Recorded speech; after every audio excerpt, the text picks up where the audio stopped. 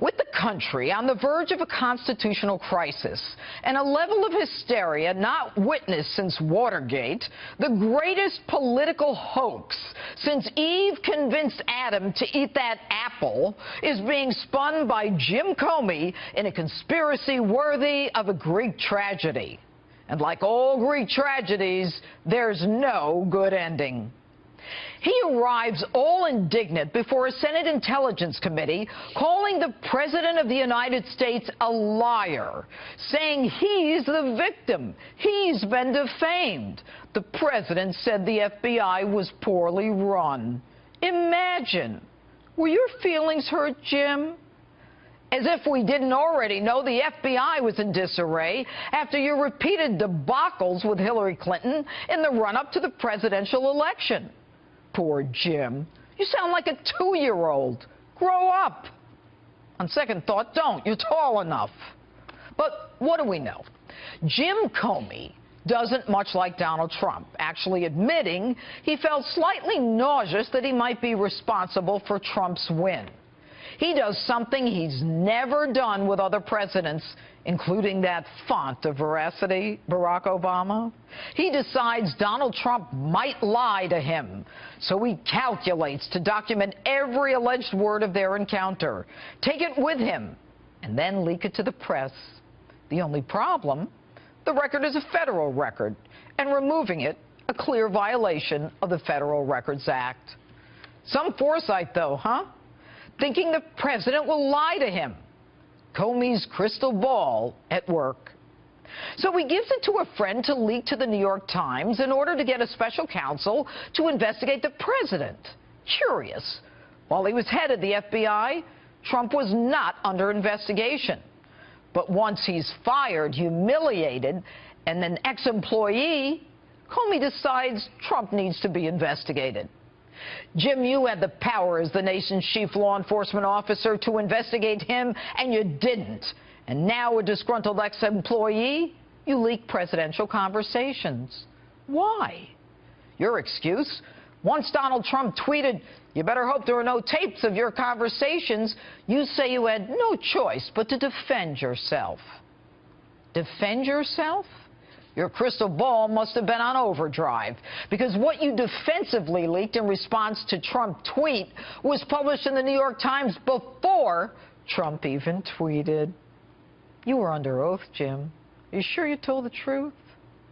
So why not leak to the New York Times yourself?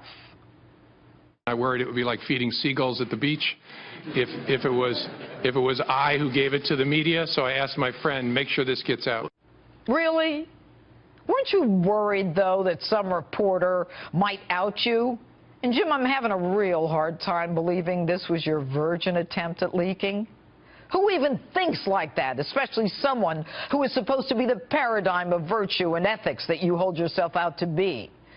And your hogwash about that shining city on a hill.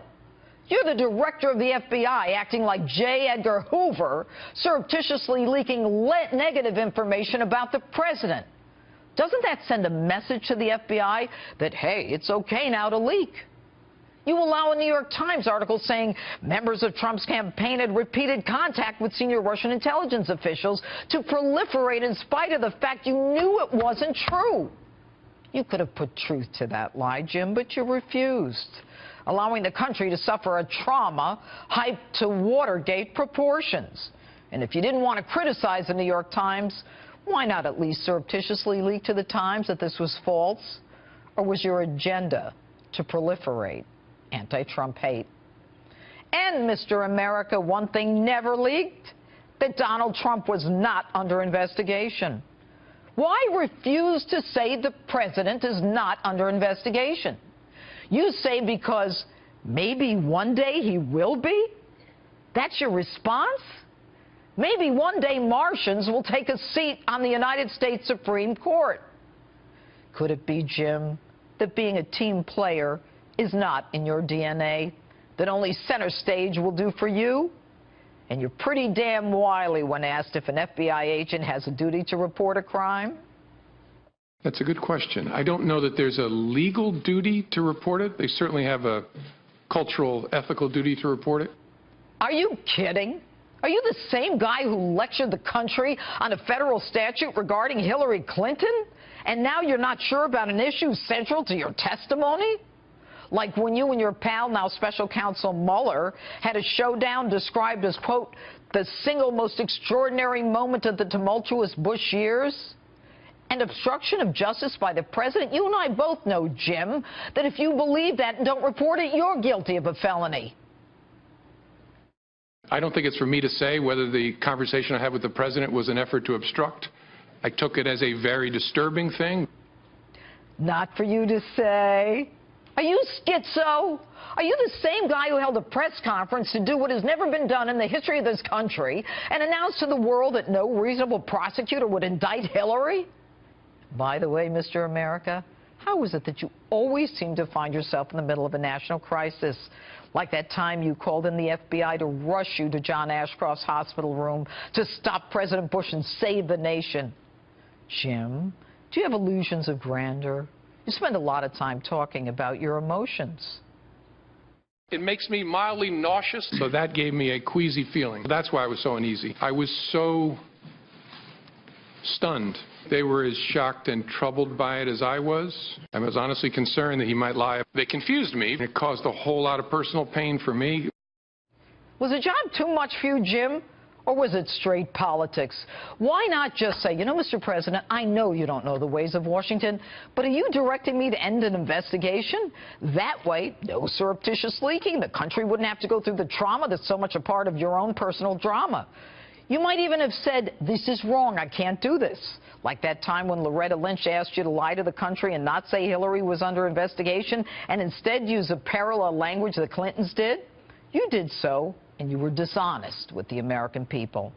And even though you knew damn well Loretta Lynch was violating Justice Department ethics by even meeting the husband of a target of a long-standing active criminal investigation, you went along with her request to say that there was a Hillary Clinton matter and not an investigation. You knew it was wrong, but, quote, it wasn't a hill worth dying on. Man, are you dramatic. How many times were you pressured to do things during the Obama administration that weren't right? Why not report this? Why not surreptitiously leak? Why not ask for a special counselor for her? The truth? Jim, you're a political operative. You always have been. One who's addicted to drama, addicted to center stage. But like the main character in all Greek tragedies, your downfall is a consequence of a tragic flaw, a major weakness, your hubris. Tell me what you think on my Facebook page or Twitter. That's my open. #Jeanine.